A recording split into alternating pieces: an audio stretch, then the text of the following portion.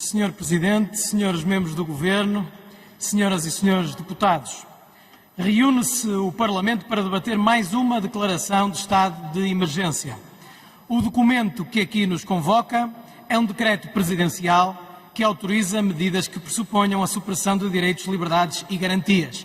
Não é propriamente um documento filosófico, mas as medidas que o informam, isto sim, muito práticas, que lhe dão sequência, competem naturalmente ao Governo.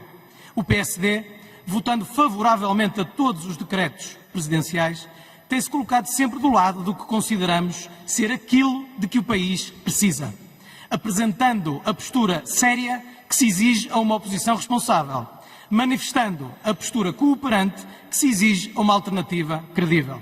Para mais, num ano em que cabe a Portugal a presidência do Conselho da União Europeia. Mais do que para a história, esta forma de atuar obedece à nossa consciência política de dever cumprido e à consistência política de auxílio ao país num momento de exceção.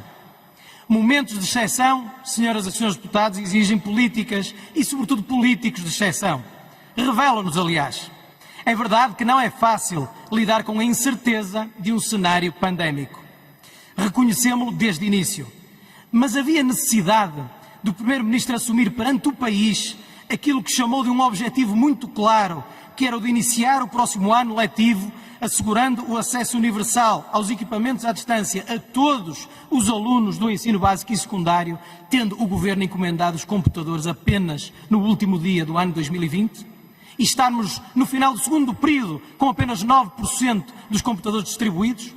Havia necessidade de assegurar em abril de 2020 o acesso universal à rede a todos os alunos e, no entanto, a tarifa social de internet só vai estar disponível em junho de 2021, já depois de terminar o ano letivo. Havia necessidade de o Primeiro-Ministro vir à televisão insistir convictamente no não encerramento das escolas para ter que recuar passados apenas 4 dias, com tudo o que isso manifesta de impreparação e desorientação. Isto, senhoras e senhores deputados, não são considerações subjetivas, são apreciações objetivas. E isto nada tem que ver nem com o Natal, nem com novas estirpes, nem com quaisquer circunstâncias exógenas. Tem que ver apenas com a atuação do Governo. Tem que ver apenas com as promessas que o Governo faz aos portugueses, sem se verificar da sua execuibilidade, ferindo a sua credibilidade perante os portugueses. Sim, por vezes a mentira mata a democracia. E está aqui um bom exemplo disso mesmo. Esta não é, manifestamente, a postura que se exigia no momento de exceção como o que vivemos. Ao PSD compete manter-se firme na atitude que tem sabido apresentar desde o início. Apesar de termos que aqui ouvir ciclicamente qual disco riscado que o PSD não contribui com uma única ideia, numa exibição da proverbial ingratidão do Partido Socialista, manteremos a nossa postura cooperante, construtiva, trabalhando nos diplomas, propondo outros, exigindo o encerramento das escolas quando o Governo resistia em fazê-lo, avançando com a proposta de condicionamento da passagem do ano que não estava pensada, sugerindo a divulgação diária dos números de vacinação que não estava prevista. E no momento presente, não apenas exigindo do Governo que apresente ao país um plano para o desconfinamento, como, sobretudo, não tendo receio de apresentar a sua própria proposta, concreta e inteligível, como fizemos ontem através do nosso Presidente Dr. Rui Rio. Um plano seguro, isto é, indexado aos indicadores sugeridos pelos técnicos.